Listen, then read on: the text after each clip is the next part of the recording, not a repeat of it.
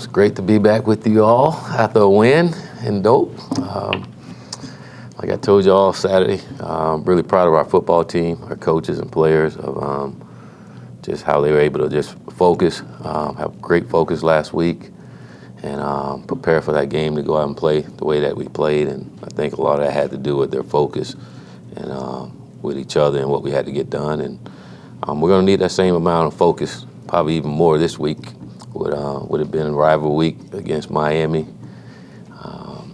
And we all know what this game is. It's just a little different when Miami and Florida State plays, and we got to have, again, the focus that we need to go out there and execute and play at the level that it's going to require for us to win the ball game. Willie, I guess we didn't really ask you after the game kind of what went into the decision to start Alex, and did he give you what you guys were hoping to get out of him? We just thought about it as a staff, what we felt was best, going to give us the best chance to win the ball game. We felt like Alex was going to give us the best chance to win the ball game. So is the decision going to be based, are the decisions usually based with the quarterbacks based on kind of the matchup in that particular week, or is it who's ahead in the grand scheme of things? No, I think it's just evaluating you guys throughout the week and how they practice and operate the game plan and execute it in practice, and then you decide what you think is best for the team going that week, and get together staff, decide what you want to do, and you go with it. Willie, I wonder if you have an update on Dante Lucas, and will he be available this week? Dante is day-to-day. And then the offensive line in general, seems like the last couple of weeks things have been clicking. I guess what has been working well with the front recently? Guys just playing well together, playing hard. They're competing, they're fighting. It's a different lineup, but they're playing hard, and Cam's running hard, and receivers are blocking. So I think guys are just getting better. Lane in the back. Coach, with the Wildcat formation and the success that you had, how big is it whether you decide to use it prominently moving forward? The fact that Miami has to spend a lot of time on film and in practice preparing for it? I mean, it was good for us on Saturday. I think you'll see more of it. You'll see us doing more of it. Obviously, it worked, and Cam did a great job of executing it while he was back there. So it's on film. Everybody get to see it and practice against it, and we got to self-scout ourselves and do some things to help us and prepare us for these upcoming games. Coach, as someone who grew up watching FSU, obviously the stakes that the rivalry Miami had back in the 80s and 90s. I guess in more recent years, obviously this will be your second game playing Miami as coach of Florida State. How have you seen that rivalry kind of change recently? Well, Miami won the last two. I think that's how it's changed. I mean, and we need to see it. We need to stop that, So the rivalry is the rivalry. It's going to be a big game. You can throw the records out. I mean, I think each year you can do that. You got to come ready to play that game and be focused that entire game. Focus on executing the game plan, not necessarily the opponent and all the trash talk and all that stuff that goes with it. You got to stay locked into what we got to get done. That's what it's going to require to win games like this. So the rivalry is the rivalry. It's going to always be big time. It's going to always be where we don't like each other, and that's just the way it is. With the rivalry, obviously Coach Diaz has Florida State ties. I guess just what kind of relationship or interactions have you had with him? I've talked to Coach Diaz a couple of times. I've talked to him in ACC meetings, and whenever I seen him out on the road recruiting. And then the offensive line, I guess just upon going back watching the film, how impressed were you with two guys, making their first ever starts, another guy in Cole making his first start in quite a while? Well, it's good to see those guys go out and play and help our football team win. Seeing the young guys go out and compete and fight and doing the things we need them to do against some experienced guys was really good to see those guys be able to go and compete against those guys. Let you know have a bright future ahead of us. But I thought those guys played well together and helped our football team. Willie, Miami brings one of the better defenses you guys are going to play against all season. What did they do really well? And it's the fact that you played another elite defense in Clemson. Will that help you because you've seen a team with that kind of athleticism and speed? Well, I wouldn't necessarily say because of that. I think schematically they both are different. They're different than Clemson and what they're doing.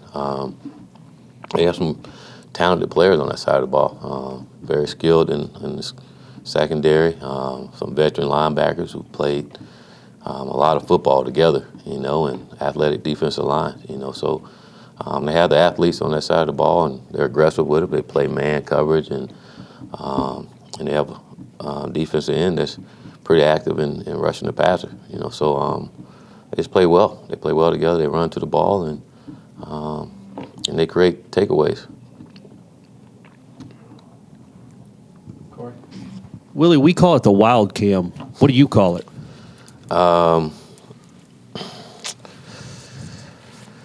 QB3.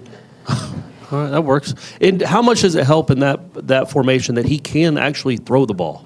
Wow. He's proven he can throw the ball, and obviously he was a quarterback in high school. Well, I think it helps tremendously, you know, because now you're not just thinking, oh, we're just going to put him back there and run. And you see that we can throw the ball with him, too. And so, and it helps that he played quarterback in high school, you know. We see Cam throw every day in practice. And like, wow, you know. So, again, it wasn't nothing new to us, but it was good to see that he can throw the football accurately, and we're going to need him to. Willie, I know Syracuse offense has not had a great season, but how impressed were you with the way you guys played defensively for the first 2.5, 3 quarters, and have you seen that coming? I think our defense played well when we're aggressive. I think we played pretty darn good when we're aggressive, and I thought Coach Barnett did a great job of being aggressive in his play calling throughout the game and putting our players in position to make plays that they're capable of making. You know, so when we're doing that, our defense play really well, and we need to continue to put our guys in position to make plays. And that's one thing I was impressed with both Kendall and Coach Barnett is again, not necessarily thinking plays, they were thinking players and putting our players in position to make plays on Saturday, and that was good to see.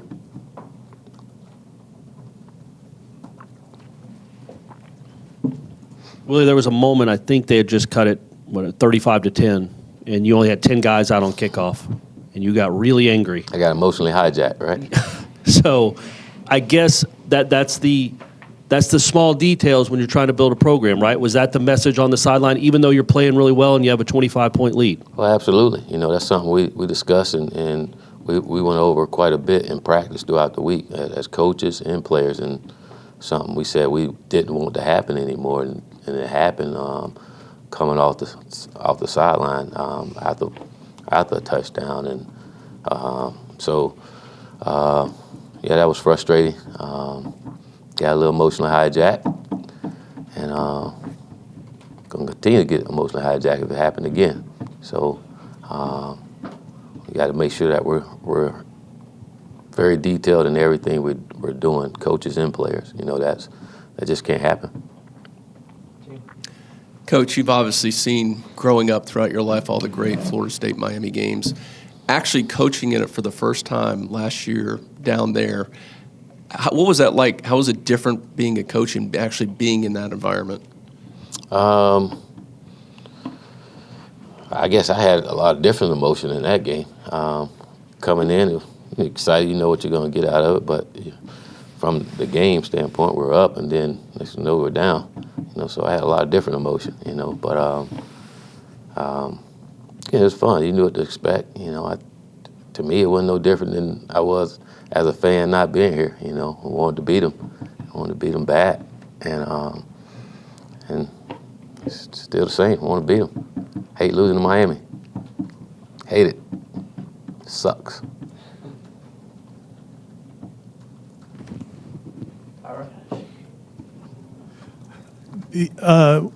In terms of Hamza's 17 tackles, I mean, that doesn't happen very often. Was he, when you go back and watch it, was it just the way things were coming to him, or did he take things to a different level? I think a little bit of both. I think it was play calling, and I think some of it was just him being in the right position and then going to make some plays that he's capable of making. You know, I thought, like I said earlier, I thought Coach Barnett did a good job play calling and getting him around the ball a little more. And kid, he's talented. I mean, he can cover the entire football field. And but I thought he had a great week of practice and really understood the game plan and what we wanted to get accomplished. And I think that's why it paid off for him, because he was sharp all week. He was doing a great job communicating with his teammates on what they should be doing and what he was getting ready to do. And it paid off for him in the game. You touched on this Saturday night, but how much is being tough to play at home and making sure you win at home kind of a check mark on the way to being a great program or an elite program? Well, I mean, that's something we've always done around here, is one and dope, you know. And I think a lot of these young men that decide to come here, a big reason is being in the game here in Doak and being around our fan base and seeing the environment and what it's like. It's a big reason why a lot of them come here, you know. And so they all understand and know that we got to take care of our home. That's so important that we do that. And I've been proud of our guys here lately. We've done that. But a big part of that is our fans. I mean, I think they give our guys a little extra strength to go out and compete the way that we do. And we're going to need it on Saturday. What does it allow your defense to do when a guy like Robert Cooper is wreaking so much havoc and creating so much disruption in the middle of the line? Well, I think whenever you can create some penetration, you always affect the offense, you know, whether it's from running or pass blocking. Whenever you can get guys on second level, it's different. When you got a guy like Coop in the middle, that's hard to move, and when you get ticked off, you just knock people back. That's tough, you know, and that's something that's what we need to see out of Coop all the time. You know, that's who he can be. That's what we need for him to be, and as long as he's playing at a level like that, you see our linebackers like Emmett making plays like he was making, doing those things when the guys up front can do their job. So it's really important, especially running a 3-4 defense, that our nose guard is physical and aggressive and really get after the center. Willie, Jordan Young had his first career catch and was an impressive one. I guess how big is that for his confidence? How nice was it to see him get involved in this game? It was great, because that young man worked his tail off. You know, he don't say anything. He just come to work to go to work every single week. And I told him before the game, his time is coming. His time is coming. I mean, his work is not gone unnoticed. We all seen it as coaches, and for me, it's just great to see the young man develop and prepare himself and then take advantage of an opportunity when it came to him. And that catch was huge. You know, that ball was in the air. You can tell who wanted the ball and who didn't. You know, he went and got the ball. You know, he really wanted it. And again, that's what we want out of all of our receivers. And then we didn't observe Warren Thompson on the sideline. What's the status right now, and is he expected to be back coming up soon? Well, Warren is handling some personal issues right now. So, yeah, that's it.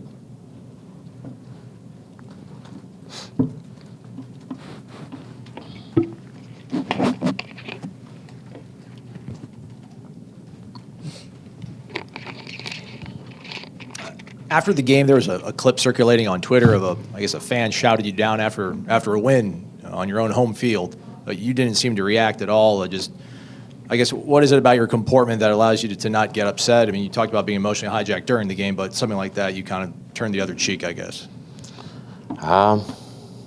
Control what I can control. My attitude and my work ethic. That's what I do. You know, I can't control what anybody else says or whatever. I appreciate all of our fans, and we're working really hard to make them all proud. You know, so it is what it is. Miami's used a few different quarterbacks this year. I guess, what are your impressions of those guys? I'm sure your preparation's the same, but do you have to account for the possibility that you might see some different guys? I think I've been asked that about 3 weeks in a row now, and no, I mean, I don't think they get too far away from the offense with either guy that's in there at quarterback. You know, so I think they're going to run their offense, and again, whichever quarterback's in there, we got to be ready for them. I think the beauty is you got film on both of them, so at least you know how they operate up under center. And so we'll be ready for whatever they bring at us on Saturday.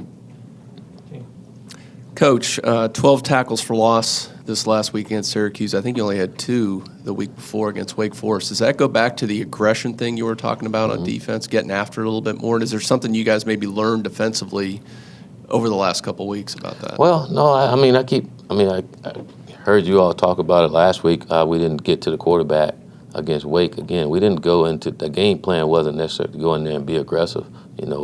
Wake Forest had a unique style of offense, and if you run and you go in the wrong gap, they'll gas you because of the style of play that they play with. So the game plan wasn't necessarily to be aggressive on that, and I thought the game plan worked pretty well for us in keeping them from scoring so many touchdowns like they had been before. We didn't get to the quarterback, but we kept them out of the end zone.